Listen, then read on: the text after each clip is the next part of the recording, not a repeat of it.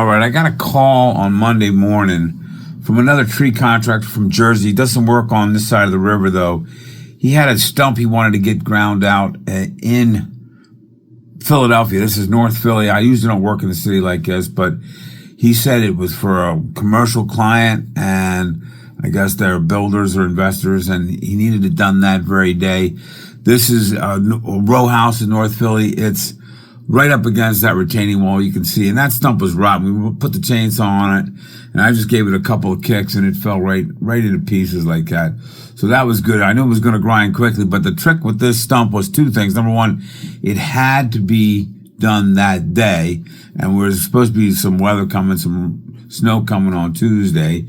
And the other thing was, it was on a hill. So there's 5 steps going up to this sidewalk there you see there. So because I have the hook lift truck, I knew we could put the grinder on the hook lift and just back up and then use that boom to put the bed right up against the hill like that. So we didn't have to climb the hill and fight the hill there. So we brought in a little topsoil. We're going to take the debris with us, brought a second truck in, and again, being able to use the hook lift that has this flexibility to jump that hill really helped. Here we are in North Philly. Got 5 steps here to up this steep hill.